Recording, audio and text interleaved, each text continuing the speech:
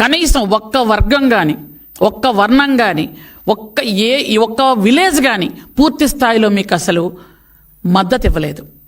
ఎవరు ఆ 11 సీట్లు ఎలాగొచ్చాయంటే భగవంతుడికే తెలియాలి. ఏవో చిన్న చిన్న తప్పులు వాళ్ళు వచ్చి ఉండాలి. కానీ నిజంగా యాక్చువల్గా చెప్పాలంటే 170 సీట్లు, 164 సీట్లు మీరు చేసినటువంటి పాపం వల్ల, మీరు చేసిన మోసాల వల్ల, మీరు చేసినటువంటి దౌర్జన్యాల వల్ల, మీరు చేసినటువంటి అక్రమ అరెస్టుల వల్ల, మీరు చేసిన హత్యల వల్ల, మీరు చేసినటువంటి దొంగ దస్తావేజుల వల్ల, మీరు చేసిన బెదిరింపుల వల్ల, ఇవన్నీ కూడా ప్రజలు తట్టుకోలేక విసిగిపోయి వేసారి మాకు ఖచ్చితంగా చంద్రబాబు నాయుడు గారు వస్తేనే సంక్షేమ అభివృద్ధి జరుగుతుందని పూర్తి నమ్మకంతో ఓట్లేసి 94% గెలిపిస్తే ఈరోజు 6 నెలలుగా సంక్షేమ అభివృద్ధిని పరుగులు పెట్టిస్తుంటే చంద్రబాబు నాయుడు గారు ఈరోజు మీరు సిగ్గు లేకుండా, అసలు మీకు అతనికంటే మతిపోయింది, మిగిలిన వాళ్ళకు కూడా మతి లేదా? మీరే రేట్లు పెంచేసి మీరే మళ్ళీ ఎలా ధర్నా చేస్తారు? జగన్మోహన్ రెడ్డి అంటే ఆయనకు మతి లేదు.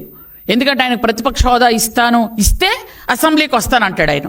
ఇదేంటి చిన్నపిల్లలు చాక్లెట్ ఇస్తే ఆడుకోవడానికి వస్తా అన్నట్టుగా? అంటే 5 సంవత్సరాలు ముఖ్యమంత్రి చేసిన ఒక వ్యక్తి కనీసం ఇంగిత జ్ఞానంతో మాట్లాడాలి కదా. ప్రజలు మీకు ఇవ్వలేదు ప్రతిపక్ష హోదా, మేమెందుకు ఇస్తాం? మేము ఎలా ఇస్తాం? మేము ఇస్తేనే వస్తాం అసెంబ్లీకి, లేకపోతే రామా? అదేం మాట్లాడండి? అసలు ఒక ముఖ్యమంత్రి చేసిన మనిషి మాట్లాడాల్సిన పక్తేనా అది? మరి మీకు పార్లమెంట్లో ప్రతిపక్ష హోదా ఉందా? ఎంపీలను ఎలా పంపిస్తున్నారు?